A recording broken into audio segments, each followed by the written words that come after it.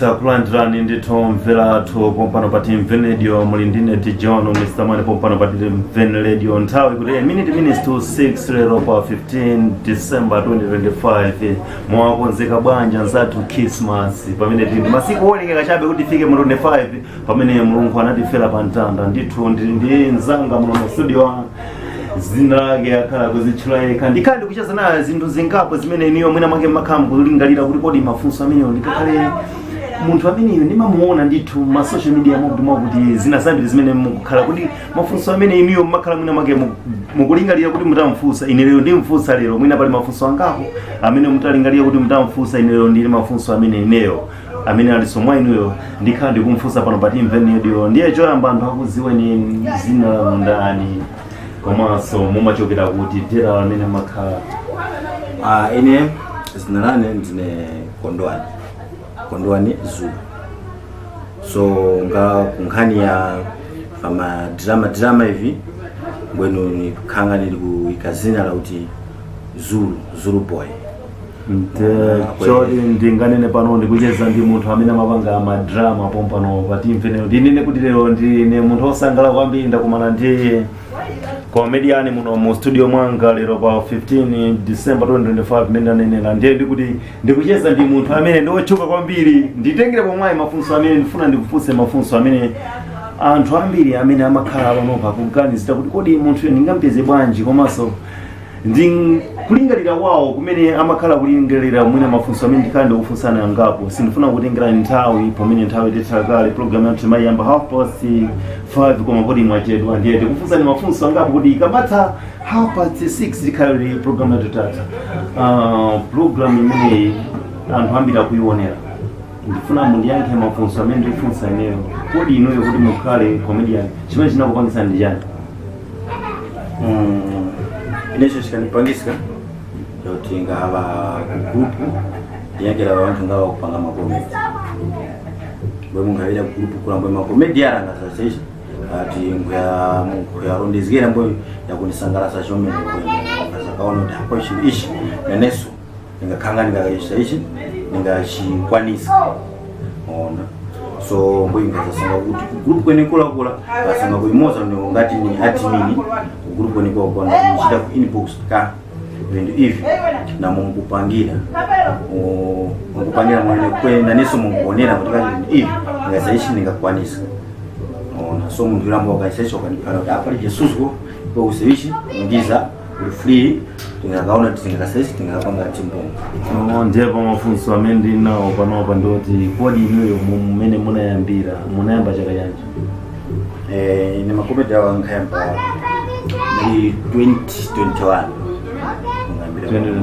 ndiye pafunso kupitirira ndithu koma amene munayambira makomedian anuwa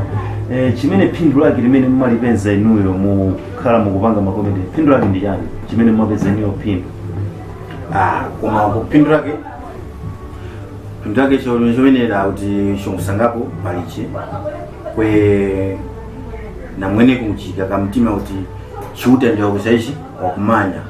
wakuzora nyozi yake mzasa ngamo kupangira banyake wala bangakoza kuyota chili hivi wakupanga hapa kuna pindu mwaudi kwe chuta ndio kusaishi wakumanya ona ndi kunthazi kumuzansa ngati bwenu mwayo wasaishi wafika mwana zi vumanyika sha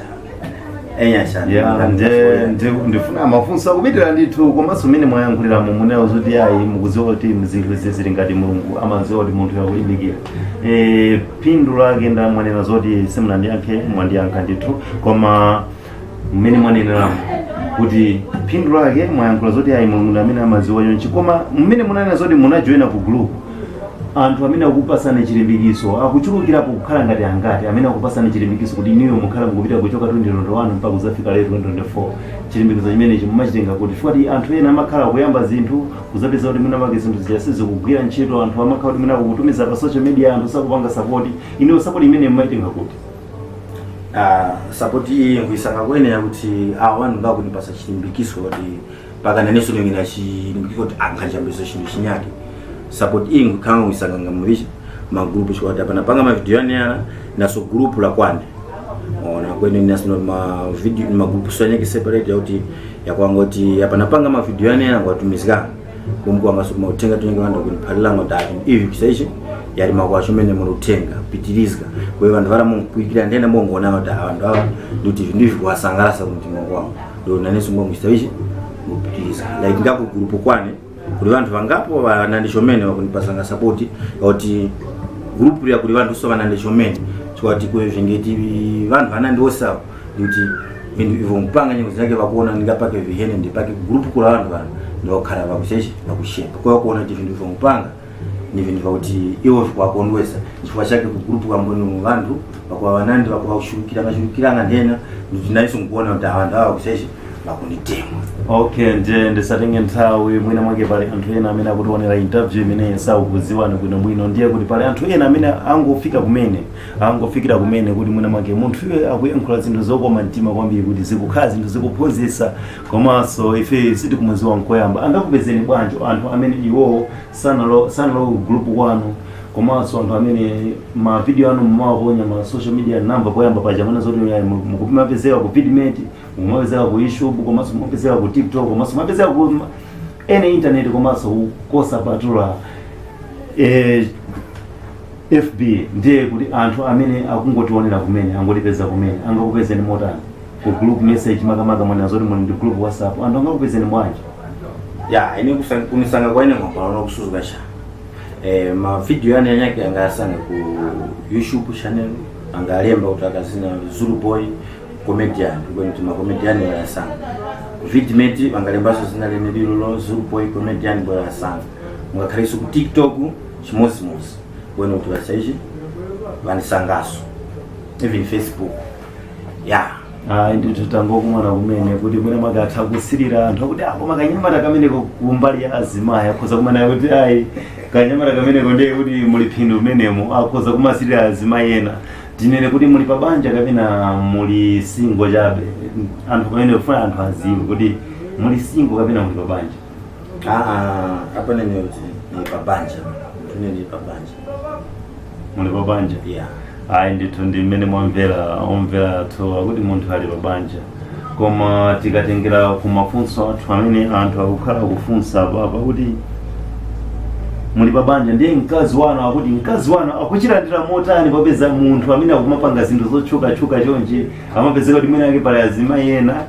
akukhala kuti mwina mwake kumamusatira kwambiri kumamulembera ma message pa zolinga zimene iye mwanena zoti anthu ambiri amasangalala nazo sikumapezeka azimayi ena akamanena zoti yayi ndifuna ndikuone mwakuti pa nkhani zina zake zolingana ngati zimene mkazi wanu amachilandira motani pa nkhani ngati iyo choti palipo vantu ina naike kuti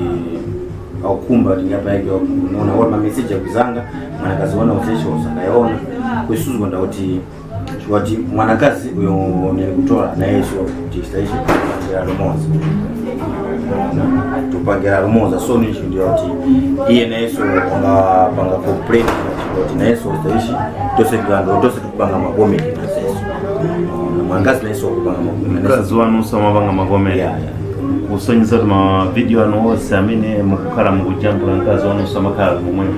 magome ndiye okay ndisabirire kumeneko mwazi wakale omvera kuti munthu ndokwatira mafunso ankazi wake tisamfunsa siku lina ndifuna ndifunse funso awiri kapena limodzi ngati nthawi kuti lola ndifuna ndiziwe kuti inuyo ngati mayi anu pamene bambo anu kapena familia yanu ikuchilandira motani chimene inuyo mulungu anazala mwa inuyo ine familia yane yakusangalala ngawa mu hayambira oro nja kusangalala nga mungupangira kwe kusangalala kwa pingo kuti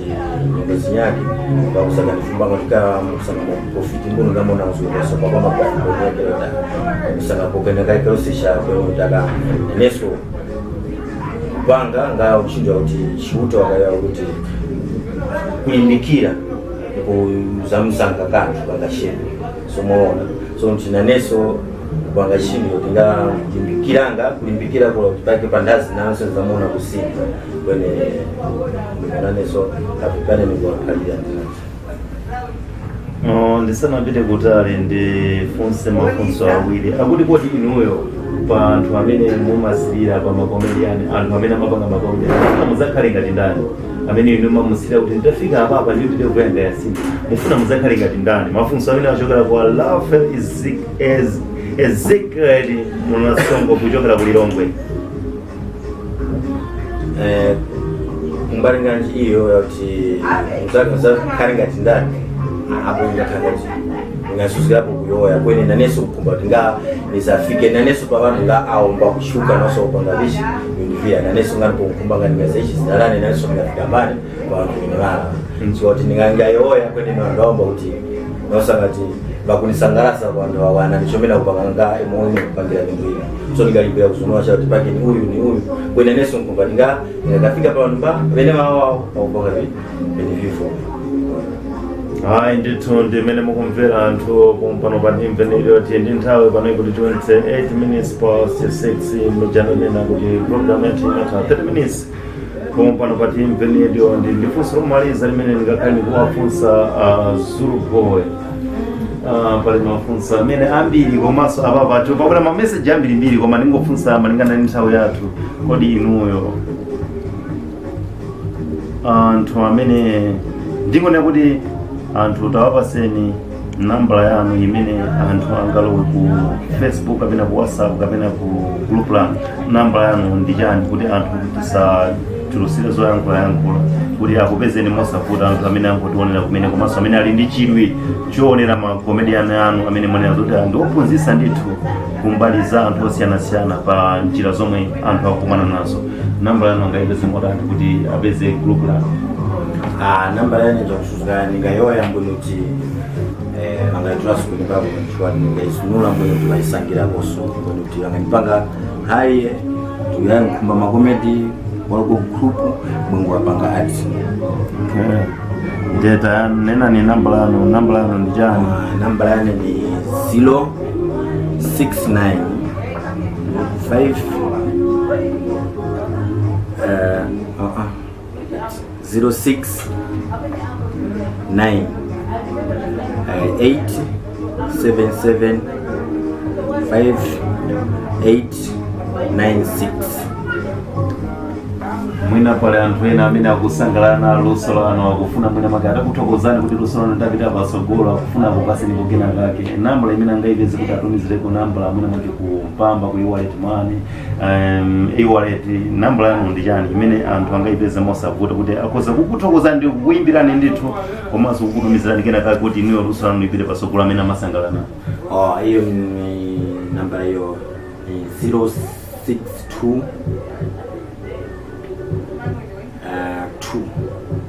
062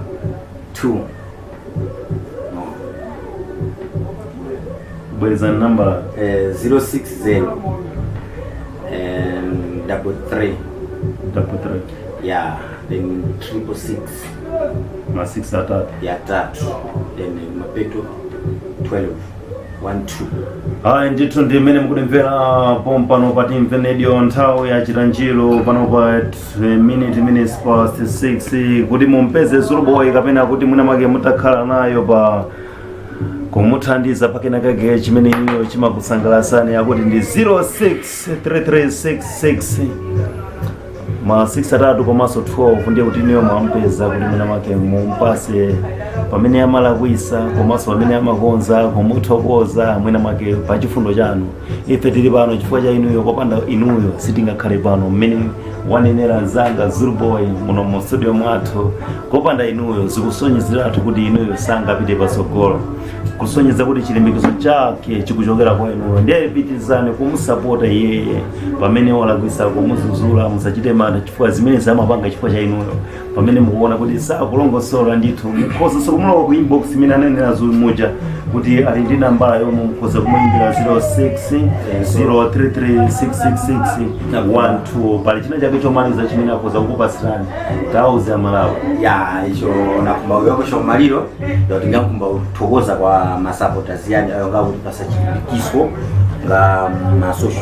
magrupu mu pasanga chilimbikiso kuphalila mwakuti nikozeke mkumanya ati magrupu mu anthu akoyanga vintu pakuti ndivyo yayi mwakunisambisanga ni vintu pakuti ungatoleranga yayi iwe pitirizikaga vintu vako na munga ungaseshe wamweneko ukupangire. So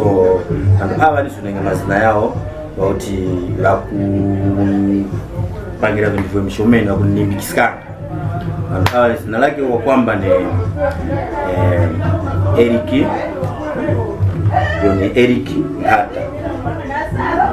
Number 2 yoni okuchemeka zina na kuti samwepo kwe linyakeli kima ya makwasha ati zina lake ya straight ninjani kwe ningalowa koso Zuva la Luta oyo mundu wakuti moni kuyambira walikunipasako support